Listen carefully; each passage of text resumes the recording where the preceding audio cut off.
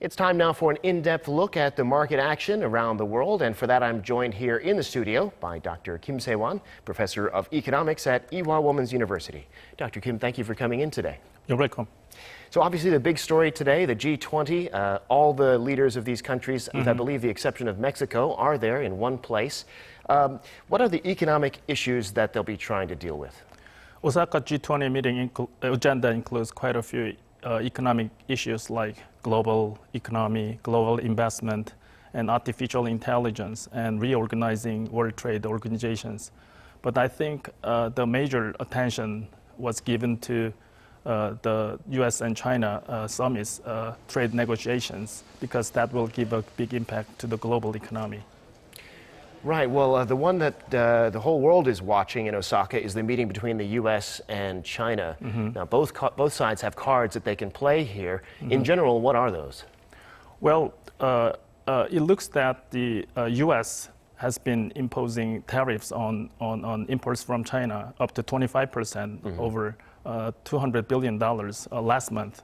And in addition, they are about to give another 25% tariffs on Chinese import over $300 billion. On the other side, China has been given tariffs on import from United States over $60 billion.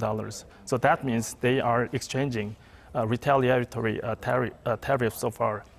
And China is about to also give something restrictions on rare earth export to United States. So if we take a look at the big picture of these two countries' conflicts, it looks that U.S. has a stronger weapon against the China's measure.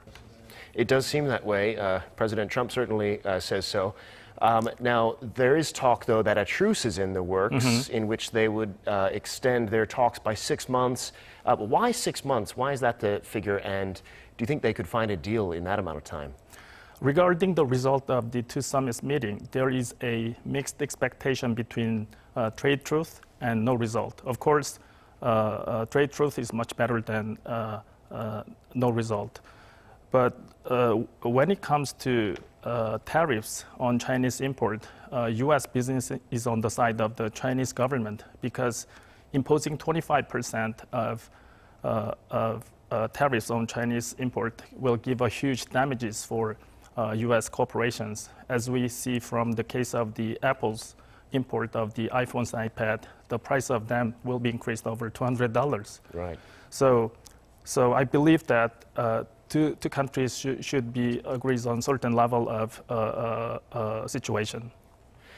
Yeah, and speaking of technology, we know that the $300 billion of Chinese exports could get more tariffs soon. What about the Huawei issue? Is there any way that they can find a way forward on that? Is that even up for discussion?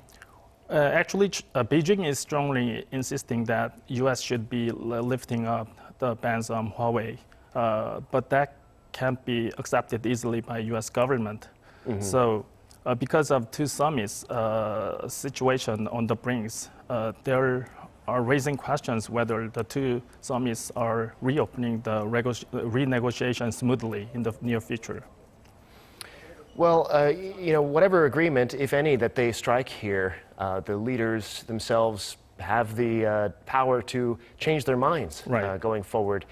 So, I mean, people are watching this and they want to see something, some stability in the outcome. Well, how would the market react if, a few months down the road they did change their minds?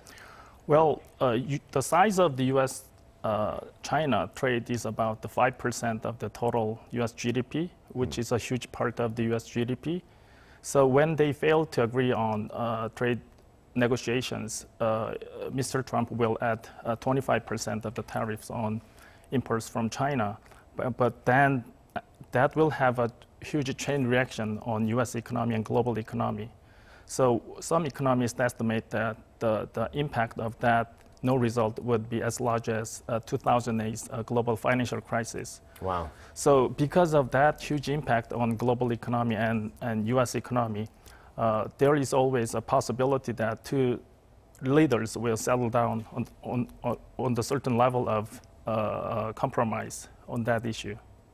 Yeah, well, we will certainly know a lot more on Monday, and when we talk again next week, things could look different or they could be much the same. I guess we'll see. Thanks so much for coming on, Dr. Kim. Thank you very much.